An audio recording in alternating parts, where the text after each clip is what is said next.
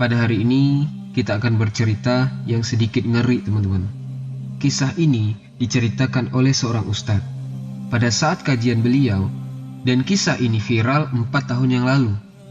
Ceritanya seperti ini. Seorang kepala bank konvensional di Jakarta meninggal dunia. Kata teman-temannya ini, dia adalah orang yang soleh. Setiap azan ke masjid, puasa Senin dan Kamis, sering bangun tahajud, sering bersedekah, pernah haji dan umroh berkali-kali. Saat beliau meninggal, terjadi keanehan-keanehan.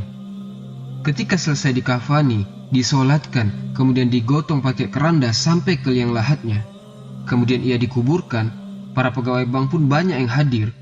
Ternyata setelah dikuburkan, liang lahatnya salah. Liang lahatnya ini ternyata adalah tempat orang lain yang sudah di-booking, salah tempat. Sudah ditanam dan ditimbun, datanglah orang lain mengatakan bahwa ini tempat kami. Maka kami tidak terima, tolong pindahkan mayit ini ke tempat yang lain. Karena kami sudah booking sebelumnya. Dia mau ngotot dipindahkan kuburan ini. Dan ini diceritakan langsung oleh Bapak Indra kepada Ustadz Najmi pada saat kajian beliau saat itu tentang siksa kubur di Masjid Al-Azhar Sisingamangaraja, Kebayoran. Bapak Indra yang menceritakan mengatakan, saya bersumpah atas nama Allah. Kami menyaksikan langsung Pak Ustadz. Dan ini sebetulnya kisah yang saya pending. Saya tahan, dan saya memang dulunya mantan kerja di bank tersebut. Tapi saya keluar dari bank, hijrah. Dan kita punya komunitas anti riba katanya. Namanya ex-bankir. Ex-bankir itu mantan pegawai-pegawai bank. Mereka semua mantan pegawai bank. Dan mereka cerita bahwa pimpinannya ini, kepala cabangnya meninggal dunia. Lalu kami yang sudah tidak bekerja di situ, kami mendatangi, kami bertakziah, kami ikut mengantarkan jenazahnya ke kuburan. Jadi saksinya ini banyak, Pak Indra dan beberapa teman beliau yang hijrah, juga orang-orang yang hadir di pemakaman saat itu. Maka setelah mayit dikuburkan dan salah tempat, pihak keluarga lain tidak terima, mesti dipindah. Akhirnya kuburan pun mau digali kembali, mau dipindahkan. Namun ketika kuburan itu dicangkul lagi, kuburan yang sudah terlanjur dikuburkan itu yang baru saja ditanam. Apa yang terjadi, teman-teman? Allahu Akbar.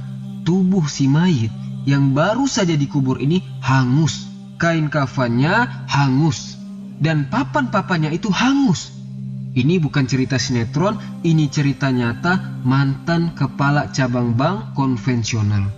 Saat mereka melihat mayit itu hangus, orang-orang yang hadir di pemakaman kaget semuanya. Ketakutan, ngeri, azab kubur ditampakkan. Padahal belum lama, mungkin tidak sampai sejam. Ibunya si mayit pun ada di situ dan lihat kejadian itu langsung pingsan. Tubuh-tubuh mereka gemetar. Ada apa ini? Mereka tahu beliau adalah orang soleh. Tapi kenapa mayatnya hangus? Kain kafannya juga hangus dan papan-papannya itu juga hangus. Kata Pak Indra, saya menyaksikan langsung Ustadz. Kata dia, selama ini saya pendam, saya takut ini ghibah. Ustadz Najmi katakan, jangan takut, jangan sebutkan namanya saja. Ditegaskan sama Ustadz, tapi antum benar menyaksikan? Kata Pak Indra, iya saya menyaksikan. Dan beliau bersumpah atas nama Allah. Bahkan teman-teman menyaksikannya juga Pak Ustadz. Itu hangus kain kafannya, tubuhnya, dan papan-papannya. Siapa mayit ini? Mantan kepala cabang bank konvensional. Dosa apa dia? Riba. Apa yang dia makan setiap hari? Harta riba. Karena dia digaji dengan uang riba. Itu menjadikan keluarga mayit yang awalnya minta dibongkar, akhirnya tidak jadi. Udah tanam lagi saja, takut dia. Tidak berani mereka. Akhirnya dikuburkan kembali, tidak jadi dipindahkan. Allah tampakkan kepada mereka yang hadir di situ. Tentu teman-teman, kejadian seperti ini tidak selalu terjadi. Tidak semua pelaku kejahatan, pezina, perampok, pemakan riba Allah perlihatkan bahwa kuburannya akan terbakar atau hangus atau gimana. Tapi ada 1-2 yang Allah tampakkan agar jadi ibrah bagi yang lain. Bahwa azab kubur itu benar adanya. Yang mana kita tahu Rasulullah diberi kelebihan dan kemampuan oleh Allah untuk mendengar siksa kubur. Dalam hadis Ibnu Abbas, Rasulullah pernah melewati 2 buah kuburan. Kemudian beliau bersabda, kedua penghuni ini sungguh sedang mendapatkan azab kubur. Dan tidaklah keduanya diazab karena melakukan dosa besar.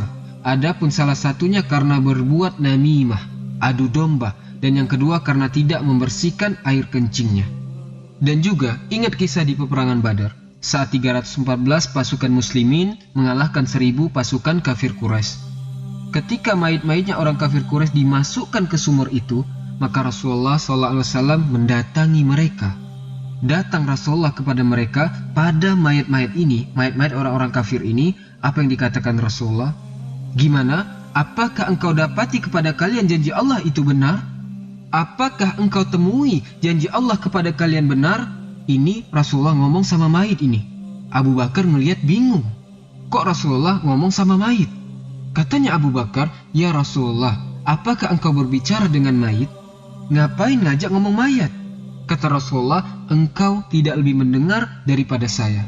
Maksudnya Rasulullah ini tahu, menantang Rasulullah gimana? Gimana janjinya Allah sama kalian benar, bahwasanya kalian sekarang diazab sama Allah.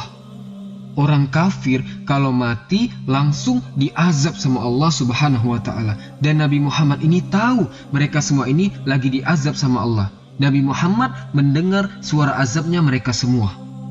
Allah Subhanahu wa ta'ala berfirman, "Walau taro iziz zolimuna fi ghamaratil mauti." Alangkah dahsyatnya sekiranya engkau melihat di waktu orang-orang yang zolim berada dalam kesakitan sakaratul maut. Wal malaikatu basitu aidihim. Sedang para malaikat memukul dengan tangannya sambil mengatakan, "Akhriju anfusakum." Keluarkanlah nyawamu. Al-yawma tudzawun azabal huni. Pada hari ini engkau akan dibalas dengan azab yang menghinakan. Maka teman-temanku seiman yang masih ngutangkan orang dan menikmati bunga dari pinjaman itu, maka tinggalkanlah riba. Riba itu menzolimi orang lain. Hutang sejatinya adalah tolong-menolong, bukan semakin mempersulit. Orang susah, butuh bantuan, kita yang dilebihkan rizki, maka bantulah sebisa kita. Jika dia belum mampu membayar, maka beri tangguhlah sampai ia mempunyai harta untuk membayar. Allah berfirman, "Wa in kana zu usratin fanaziratun ila maisaratin, wa in tasaddaqu khairun lakum in kuntum ta'lamun." Dan jika orang yang berhutang itu dalam kesusahan, dalam kesukaran, maka berilah tangguh sampai dia berkelapangan, sampai dia bisa membayar. Dan menyedekahkan sebagian atau semua utang itu lebih baik bagimu jika kamu mengetahui. Allah akan beri balasan. Dari Abu Ya'sar, Rasulullah SAW bersabda, "Man ahabba an yuzillahu Allahu azza wajal fi zillihi falyunziril mu'siru awliyadu anhu."